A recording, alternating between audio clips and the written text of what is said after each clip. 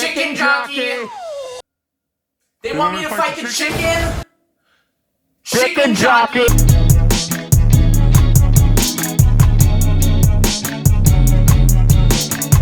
Hey guys, welcome to the first episode of Fast Feelings, a series I've decided to start because a lot of the time if I feel like I don't have enough to say about a film, I just won't make a video at all. But I want to get back to the mindset of doing shorter videos, and I feel like there's a lot of movies that still deserve to be mentioned on my channel, even if it's just my quicker feelings with lazy editing. No, this is not a dating show, by the way. I know it looks like that, but it's not. And I, of course, could not start with anything but the Minecraft movie. There has not been a movie that has felt so upfront with its silliness and its quality that I don't know, it just really adds so much likability to it. It's not even a so bad it's good film. It's a this is so self-aware that it's not good and it's just having fun that it's now good because that becomes its comedy. That's the essence of the aesthetic. Like, hell yeah, I want Jack Black saying the most obvious Minecraft terms for an hour and 30 minutes.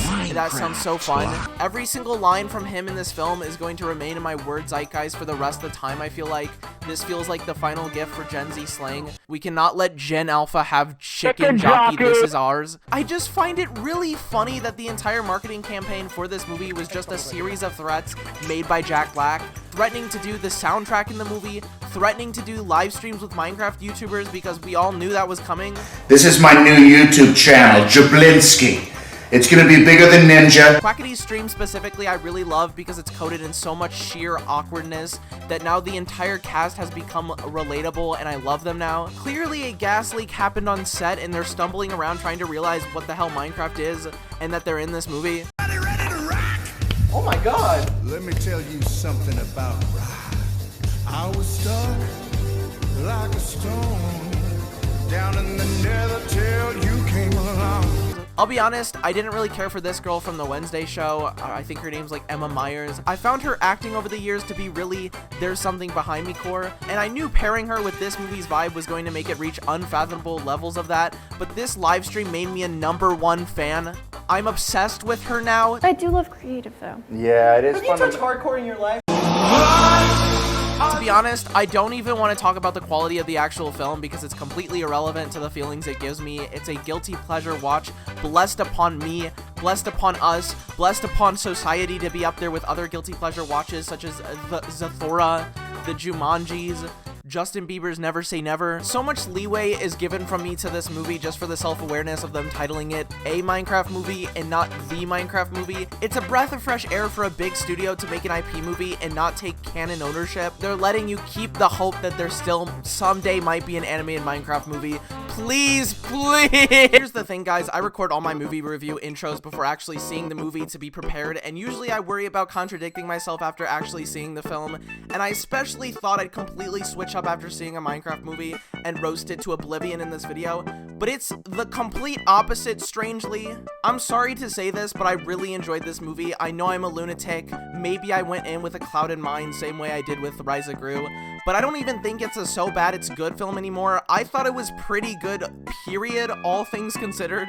It had more of a plot than I thought it would have. It had some really great comedic timing that I got inspiration from, weirdly. It started off kind of too hectic and chaotic, admittedly, but once the characters got their little backstories out of the way, I thought the pacing worked in its favor. I thought it represented the Minecraft vibe a lot and worked. There's a short YouTubers cameo where DanTDM and AFMAO and others stand in the background, and it's just apparent enough to be a sweet little tribute without being overbearing. They also had a bit where they acknowledged Technoblade with a Technoblade pig. There's a lot of heart in this movie, and I feel like the people behind it are genuine about it. The action-oriented scenes like Jack Black beating the hell out of zombies was really fun, and we got some really cool shots out of it, and I'm not being sarcastic here whatsoever. I maybe enjoyed this movie more than Five Nights at Freddy's. It was easier to follow and look forward to things in it, less convoluted. I'd say I had the same thoughts about this movie as I do with No Hard Feelings, falling under the category of I expected to not care for it at all but surprised me with a lot of really entertaining character-focused comedy. A lot of the opinions I've seen online about this movie is that it's a bad film but really funny, and I think saying that contradicts the fact that a movie being funny is enough to make it good. I've probably said different in the past, but comedy isn't a bonus to movies, it's a structural feature built into it. So saying the movie is bad but really funny is like saying The Conjuring was a really bad horror movie but it was super scary. No, that makes it a good horror movie then? Like, sure, I think a bad movie can be funny. Don't get that twisted. They can coexist together. But I feel like it's two-faced to call a comedy movie bad, but then say it's really funny. Maybe I sound completely stupid and wrong, and you can let me know that in the comments, but I feel like so much of the public opinion has been misstrued by people going into the film without understanding what vibe the film is going for. If you go see this movie with the mindset that this is going to be obviously super silly and fake feeling, then you'll see a lot more heart in it, a lot more of the director's intended style, also known as the guy behind Nacho Libre and Napoleon Dynamite. I feel like that's great to know. Misconstrued. I knew I was saying that word wrong. Something felt off. It's misconstrued. I'm sorry, guys. I really wish I came back and felt like I could follow the herd of people calling it the worst movie ever of 2025, but my whole family who I went to see it with were like, oh, that was kind of a fun time. Why were we enjoying that? This was the best theater experience I ever had. It made me realize how many people in my local area are chronically online, and I'm from the Midwest, so that's hard to find. It's also uncommon for a theater to ever be packed near me, but this was insanely alive on a Sunday of all days. A few times I actually had to start the clapping hive mind myself. Give me a pat on the back for that. Social anxiety fears me. The plot was all over the place, sure, as you can expect, with it going for a Jumanji style where all the characters are struggling in life and then find joy in the overworld Minecraft and all are doing separate things in it. That's bound to be all over the place. Lots of the stakes in this movie end in the easiest outcomes, and characters' reactions to things are very nonchalant when they shouldn't be. Our sibling boy character Henry accidentally smacks into a tree and somehow instantly realizes he can break it to make more blocks and does not question the logic of it at all, and I feel like that happens in this movie quite a bit. But then other times they'll be too over the top with the reactions to the bizarre world around them where you're like, okay, we get it. But I won't even lie, the plot still had me on the edge of my seat a lot more than I thought it would. I like the whole concept of the evil piglin who was bullied by her dad out of her love for dancing, and due to generational trauma induced on her, she wants to stop anyone from being creative in the overworld, and I thought that was really smart. It was a Lego movie-esque idea, the perfect mix of silly and completely serious. That being said, spoilers, the piglin girl, I forgot her name, doesn't redeem herself like I thought she would in the end. I really was thinking it would go in a direction of her letting her guard down eventually, also like the Lego movie, and that never delivered, and it really felt incomplete. At the very least, they should have let her join in on the dance party ending. Like, she literally danced at one point. Let her dance now, but I'm getting ahead of myself. Oh, I really like the bit of one of her servants looking so scary but having this chill, zesty surfer dude voice. That was hilarious. I like Jennifer Coolidge having a complete 180 subplot where she's on a date with a villager. I thought it was absolutely adorable. Dumb, sure, so is all of this movie, but I found myself like, okay, can we get back to that relationship now? Are you finished? No, I think he's Swedish. Henry and Gargar the garbage man get to have a father and son bond, and that was great too, and I felt like it was exactly what the characters needed. By the way, speaking of Henry, I would maybe go as far as saying Henry was the complete highlight of this film. The actors seem to be having so much fun with this. He's the person that actually suggested they do a Technoblade cameo. And also, I just think his character had way better writing than all of the others. In fact, I was kind of disappointed in the way they handled the girl characters in this movie. Sure, they're badass, they get to be that, but they needed way more screen time. I felt like they were constantly put to the side. But other than that, I think they did an amazing job with the character-driven part of this movie. Maybe I'm just easy to please, sue me. Even Jack Black, who of course uses this film to his full potential to say the most dad lines imaginable. It's okay, bud. Buckets are useful here. I know. That's why I made them. Gets a crazy deep quote near the ending, which is him saying, it's always easier to destroy than to create. And I will come out and say I got chills across my spine from that. It's a message the Minecraft movie didn't need to have, but it did. Jack Black and Jason Momoa had some sexual tension that I thought worked really well. I really enjoyed when they were in between each other's legs for a good 2 minutes. That was awesome. Now tell me, would we have gotten that if this was animated or like an A24 film? Probably not. You cannot have Jack Black and Minecraft in the same movie and not include Jack Black grabbing a guy's butt. So many moments I was like, was this an on-the-spot made-up line while recording, or did the writers really write down Jack Black saying, Is this some type of sadistic Vindicator Fight Club? As for the visual quality, it is very obvious. A lot of it is a green screen, and then other times it's too obvious it's a set. Again, no in between with that either. The lighting in this film for a good chunk of 10 minutes, not in Minecraft, seemed to be going strongly for resembling a ranch commercial. It felt like the Truman Show, and I can't say that I think it looked bad, just overall an interesting direction I had to sit with. Like most people have said, it's edited and filmed like an SNL parody, and I agree, but humor-wise, I'd say maybe funnier. There's a scene in the character introduction segment where Henry asks Jason Momoa's character to pretend to be his guardian at school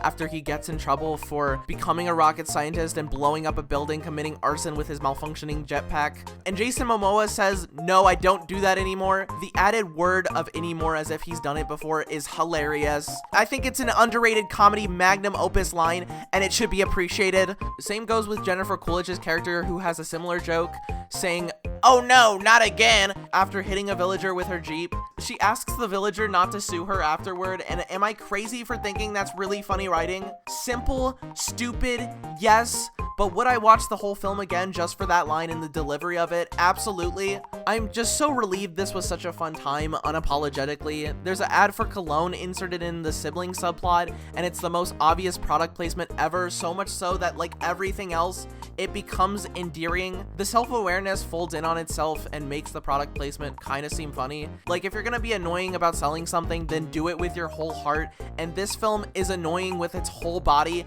I thought I was gonna get slop going in, and I got goop maybe. I thought I was gonna get urine, but I got diet soda. Usually I'm on the side of hating on slop content, but I think people are being so dramatic about what league of film this is in. Really doesn't seem to me to have average Hollywood easy buck intentions, and I truly believe that. And I rarely ever say that, so don't take it with a grain of salt. I've seen actual tweets wish death upon people and kids who go and see this film and have fun with their friends. Like, are you losing it? Like, you need to be checked out. I don't know about you guys, but I personally think there are way worse things happening in this world. It is not that deep. I completely understand hating on people being disrespectful to theater employees. That's not okay. But complaining about 13-year-olds simply cheering with a group of other 13-year-olds over Jack Black saying chicken jockey is crucifying the boomer meter. Go to a doctor, get diagnosed with insanity, and then we need to get you to an old folks home. It's time for Betty Bye. The Minecraft movie genuinely checked off every single box of what I thought it could do, but didn't know it was gonna fully go there. I did not think they were gonna really take full advantage of Jack Black's iconic head shakes every time he ends a sentence, but they managed it and some more. Complete applause from me. There's a scene where one of the girl characters goes flying out of the portal, kicking the hell out of Jason Momoa, and it's something I will think about to the day I'm seizing my last breath. Half of our dying words will be, "First we mine, then we craft, let's Minecraft!" And that's beautiful. I'll be completely honest, I don't think there's a better way to describe this movie other than it feels like a community college short film class project. And I say this because I took one, and most of all the films in the class turned out like this. It feels like the script was made in 2 days. None of you guys can really act, so it's mostly all improv, and you're adding random stuff to fit the 6-minute requirement. And then you accidentally submit the wrong version to Google Drive without double checking. Like, the Minecraft movie feels like a local 48-hour film fest submission, and you can't change my mind about that. And that's a compliment. I love a film that evokes that. I don't need you to give me something super artistic if it lacks in fun. Mickey 17. If you're going insane, do it full throttle, and a Minecraft movie does so. I didn't even give my thoughts on the ending, which I also thought was super strong, with Jack Black's character deciding to go back to the real world to try again with his creativity and find success. And I really like the message of that, and it made up for the bad wrap-up of the Piglin villain. I totally forgot there was literally an unedited version accidentally shown to pirated sites, and it's the best thing ever. It genuinely enhances the apparent bad acting to a insane degree. I'm sorry. I'm not changing my mind on how great I thought this movie was, but the film's plot and pacing and narrative is so over the top that it contaminated the water on set so that none of them could act a little bit. Especially Jack Black. Show a person this movie who doesn't know who Jack Black is, and they'd be like, "Oh, that's nice. A dad someone found on the street got their big opportunity." They love crushing a loaf. They love crushing a loaf. They love crushing a loaf. A Minecraft movie is the complete opposite to Sonic 3 in the video game movie department. It is the yin and yang. It is the shadow. Society was breaking, and this movie was molded to fit this time. Like, how the hell did they manage to get the exact date of April 4th down? No delays whatsoever. They had a set goal in mind to accomplish, and they did it. Okay, that's my fast feelings. This is maybe my shortest video in years, or at least I hope I didn't yap too long. What did you think of the Minecraft movie? Is it for you so bad that it's good, or is it just completely bad? Both are valid. I'm probably the only person who liked this movie in the movie reviewing community, but I do think in some ways a lot of movie reviewers who watch a lot of movie reviewers tend to fall under the radar of quickly agreeing with the popular opinion, especially if it's negative. And I think if you liked it, feel free to just say that. Don't disguise it as it's a so bad it's good film to feel better. This is a work of art. Thank you. A Minecraft movie gets a Fast Feelings 3-star score. By the way, I just want to let you guys know I'm starting a new podcast this week called The Charmcast with my good friend Phineas and some other special guests. So if you're interested in a live podcast talking about movies, answering questions, and giving content advice, turn on those notives right now. Thank you. Stay awesome, guys. Sweet lava chicken, amen! Flint and steel.